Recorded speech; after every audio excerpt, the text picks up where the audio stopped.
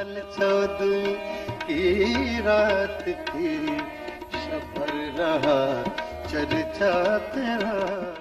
कल 14वीं की रात थी, शब्बर रहा चर्चा तेरा, और मेरी आवारगी ने मुझको आवारा बना डाला।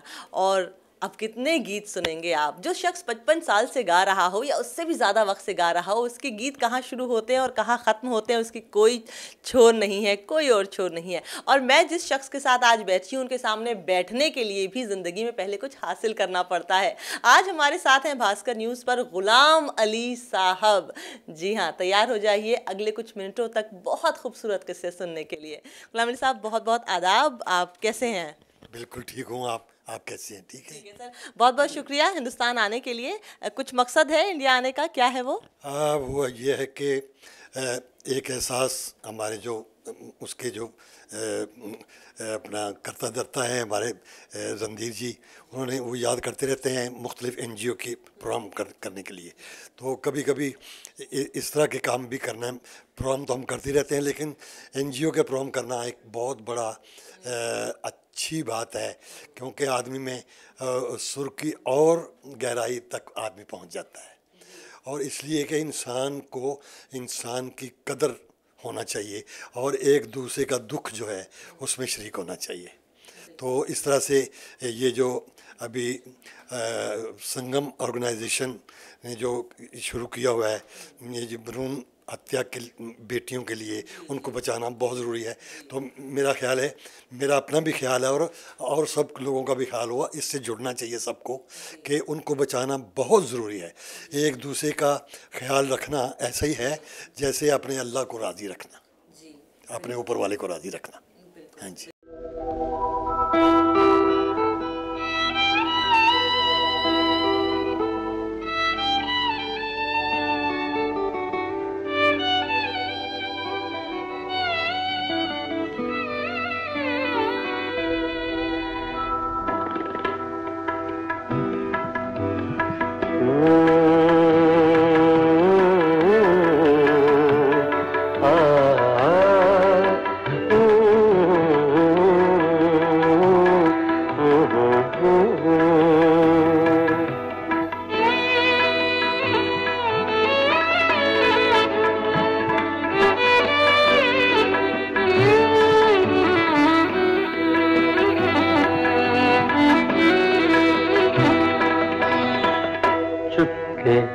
चुपके रात दिन आंसू बहाना याद है।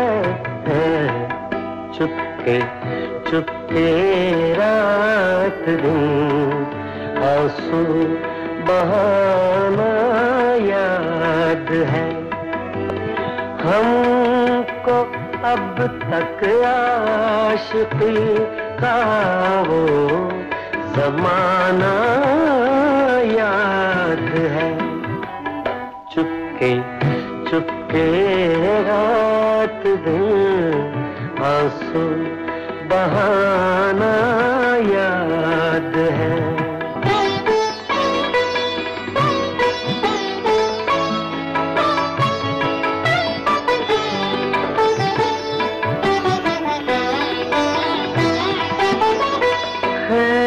लेना वो मेरा पर्दे का कोना दफतन, खींच लेना वो मेरा पर्दे का कोना दफतन, और दुपट्टे से तेरा वो छुपाना याद है। हमको अब तक आशिकी का वो ज़माना याद है। चुपके चुपके रात दिन आंसू बहाना याद है। आपको लगता है कि म्यूज़िक एक ऐसा माध्यम है जिसके माध्यम से बहुत सारे मसले भी हल किए जा सकते हैं? मिसाल के तौर पर बहुत सामाजिक मसले भी हल किए जा सकते हैं, दो मुल्कों को करीब भी लाया जा सकता है, दुश्मन को दोस्त भी बनाया जा सकता है। बिल्कुल, क्योंकि सुर का मतलब मीनिंग्स ये है कि सुर से सुर मिलाओ। तो जब सुर से सुर मिल जाता है तो कोई ना बीच में कोई कोई कोई गुस्सा रहता है, ना कोई छोटा बड़ा रहता है, सब एक हो जाता है मामला। तो एक एक होके चलना बहुत अच्छी बात रहती, बहुत अच्छी बात होती है, और म्यूज़िक तो एक दूसरे को मिलाता है। दिल की बात लबों तक लाकर अब तक हम दुख सहते हैं। हमने सुना था इस बस्ती में दिल वाले भी रहते हैं। एक हमें आवारा कहना कोई बड़ा इल्जाम नहीं। दुनिया वाले दिल वालों को और बहुत कुछ कहते हैं। अपनी धुन में रहता हूँ, अपनी धुन में रहता हूँ।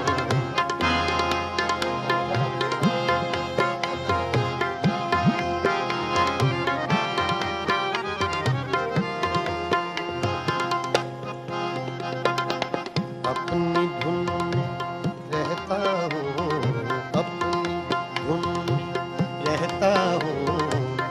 मैं भी तेरे जैसा हूँ, अपनी धुन में रहता हूँ।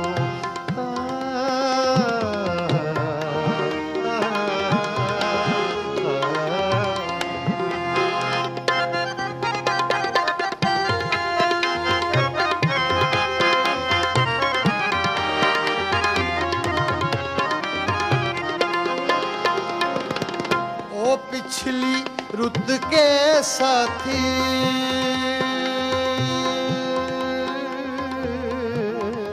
ओ पिछली रुत के साथी, अब के बरस मैं तन्हा हूँ। अपनी धुन में रहता हूँ, मैं भी तेरे जैसा हूँ। इंडिया और पाकिस्तान के म्यूज़िक में अभी दिल्ली में एक आलिशान पाकिस्तान नाम का एक्सपो चल रहा था, तो उसमें एक बड़े मशहूर डिज़ाइनर है दीपक परवानी, उनसे हमने पूछा कि ये बेसिक स्टाइलिंग में क्या फ़र्क है। तो उन्होंने कहा कि आज भी पाकिस्तानियों को चूड़ीदार काटने नहीं आए और हिंदुस्तानियों को शलवारें काटनी नहीं आती। हाँ, थोड़ा फ़र्क हो जाता है ये, लेकिन ये है कि ये नहीं बात है कि काटनी नहीं आती, एक रिवाज हो जाता है ना कि वहाँ वो रिवाज है। वहाँ जब जब जहाँ मसलन मैं गज़ल गाता हूँ ना, तो मुझसे अगर आप कहेंगे ना कि फलां अपना क्या कहते हैं अपना पर्शियन गाओ, तो मैं उस तरह से जैसा उर्दू गज़ल गाऊंगा रवानी से, इस तरह उसमें मुझे थोड़ा दिक्कत पड़ेगी, थोड़ा सा डिज़ाइन में फ़र्क पड़ जाता है। और कोई बात नहीं, लेकिन होता उसका मटेरियल एक ही होता है। तो सर वही मैं जानना चाह रही थी कि म्यूज़िक इंडस्ट्री में भी क्या कोई ऐसी चीज़ है जो पाकिस्तानी ज़्यादा बेहतर गाते हैं और हिंदुस्तानी अलग तरीके से गाते हो? ऐसी बात नहीं है। हमारा दोनों मुल्कों का जो है ना म्यूज़िक राग और स्टाइल एक ही है, लेकिन ये है कि कुछ ऐसे ऐसे क्या कहते हैं जगह होती है, जैसे पहाड़ों में जाओ तो पहाड़ी राग नहीं गाते हैं लोग, और इस तरह से थोड़ा थोड़ा फ़र्क पड़ जाता है उसमें, चाल में, उसमें स्टाइल में। जैसा यूपी में जाओ तो कुछ और तरह से थोड़ा उर्दू बोलते हैं, तो उससे दिल्ली में आ जाओ और तरह से बोलते हैं, पंजाब में चलो जाओ और तरह से बोलते हैं, तो ये थोड़ा थोड़ा फ़र्क पड़ जाता है। लेकिन हमारे लिबास एक ही हैं, बोलना चालना एक ही है, लेकिन पाकिस्तान और हिंदुस्तान के राग कल्चर सब एक ही है। थोड़ा ये अपनी अपनी मेहनत पे है, जितना जितना जैसा जैसा ज़हन है उसी तरह से फिर फ़र्क पड़ता जाता है। कोई बहुत अच्छा फनकार बन जाता है, कोई टॉप का हो जाता है, कोई दरमियाना रह जाता है, कोई नीचे हो जाता है। आजकल थोड़ा आसान म्यूज़िक की तरफ चल रहा है मामला, उसमें समझने में सुनने वालों को भी जल्दी समझ आ जाती है ना, उनको अव्वल तो समझ आती ही नहीं है, बस वो एक दूसरे में जल्दी जल्दी सारा कुछ हो रहा है। बहरहाल अच्छा भी हो रहा है उसमें जल्दी जल्दी वाला भी हो रहा है, लेकिन अच्छी बात जो है वो अच्छी रहेगी। मैं तेरी मस्त निगाही का भरम रख लूंगा, होश आया भी तो कह दूंगा मुझे होश नहीं। ये अलग बात है साकी कि मुझे होश नहीं, वरना मैं कुछ भी हूँ एहसान फरामोश नहीं। हंगामा है क्यों बरपा,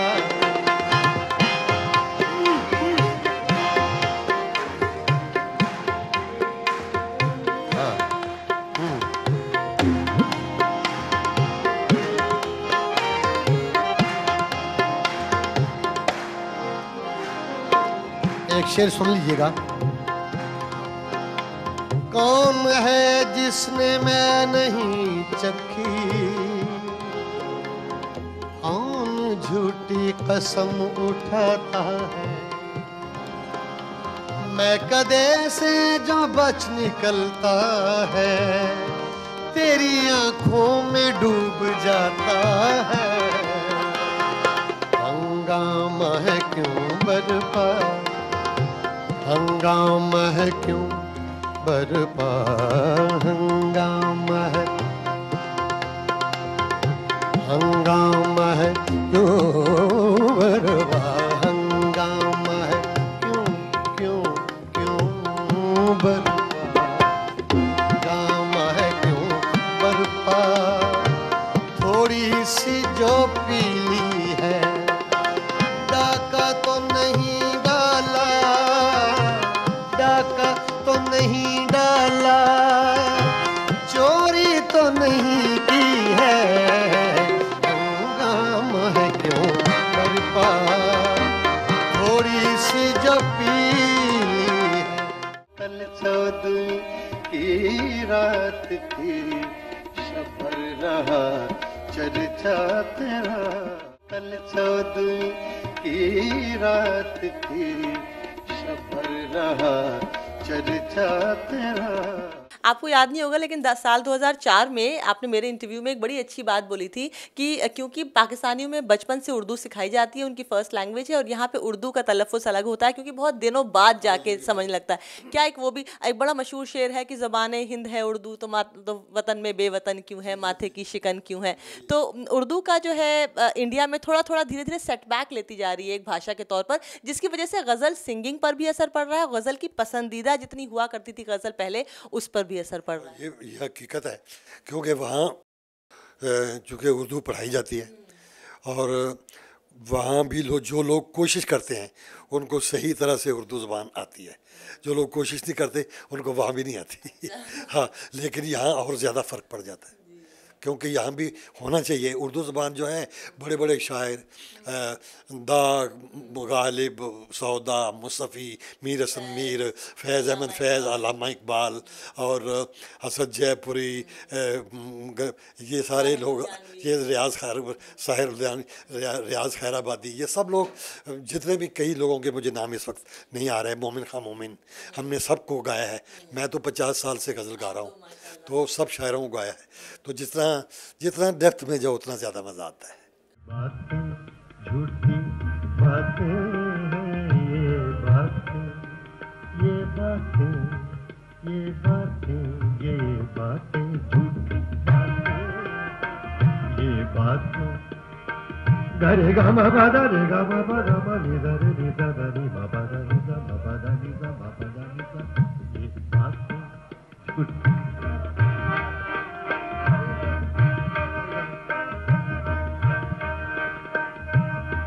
रे गा मा पा दा नि दा,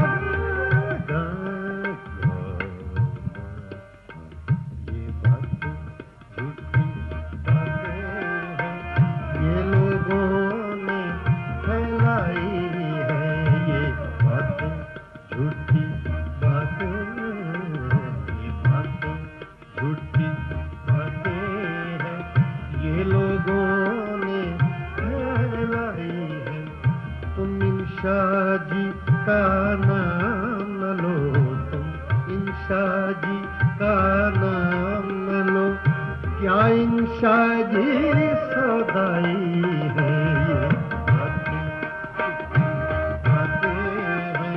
ये लोगों ने फैलाई है,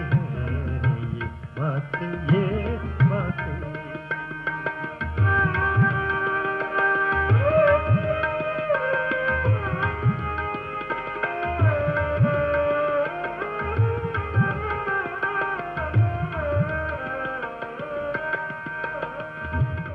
और इंडिया में जैसे आप देख रहे हैं कि सूफियाना कल्चर जो है गीत का, गीत गायकी का एकदम से रहा उठाया, जैसे राहत फ़तेह अली खान साहब काफ़ी कुछ यहाँ गा रहे हैं, बीच में कैलाश खेर और इस तरह के जो सिंगर्स थे वो बहुत बड़े सिंगर्स बन गए।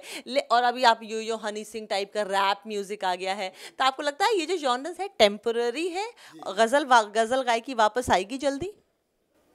आपको पता है कि सच कभी छुपा नहीं रहता। अगर सच है तो वो फिर आएगा, फिर आता है, हर दौर में आता है। तो बाकी चीज़ें आती हैं चली जाती हैं, आती हैं चली।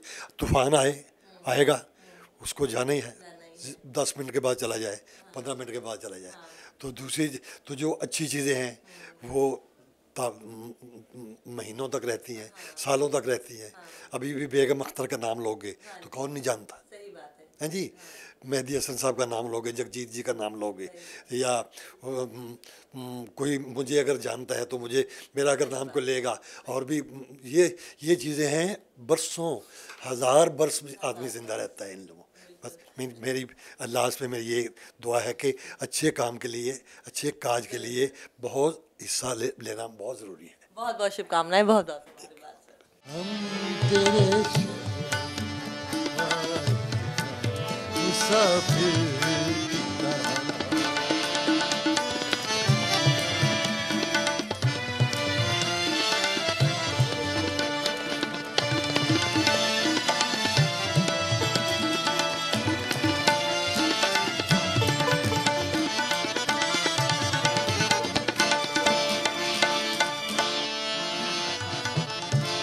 अपनी आँखों में छुपा रखे हैं जुगनू मैंने, अपनी आँखों पे सजा रखे हैं आंसू मैंने। मेरी आँखों को भी बरसात का मौका दे दे।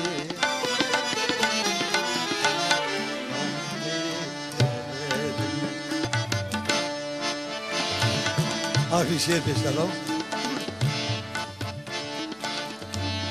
भूलना था तो ये इकरार किया ही क्यों था, बेवफा तूने मुझे प्यार किया ही क्यों था।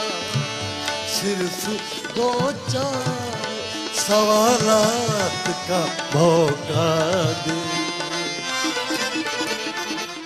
तो इन्हीं की बहुत मशहूर गज़ल है कि हम तेरे शहर में आए हैं मुसाफिर की तरह। वैसे यूं तो ये मुसाफिर नहीं है, लेकिन गज़ल है, गज़ल के बोल हैं। खैर, ग़ुलाम अली साहब इंडिया में आए हैं एक कॉन्सर्ट के लिए, एक म्यूज़िकल इवेंट के लिए, जिसका नाम है एक एहसास। 92.7 इसको स्पॉन्सर कर रहा है, इसको प्रेजेंट कर रहा है। और इसके ज़रिए ग़ुलाम अली साहब इंडिया की एक बहुत बड़ी कुप्रथा, जिसको कहते हैं कि जो बेटियां पेट में ही, कोख में ही जो मार दी जा रही हैं, उसके ख़िलाफ़ एक मुहिम खड़ी की जा रही है। और उसके लिए जितना भी इससे पैसा आएगा वो उसमें जाएगा। सो म्यूज़िक एक बार फिर उसने ये साबित कर दिया है कि हर परेशानी का एक ही इलाज है, संगीत। आतिक अहमद फारूकी, भास्कर न्यूज़। कल 14वीं की रात थी, सफर रहा चर्चा तेरा।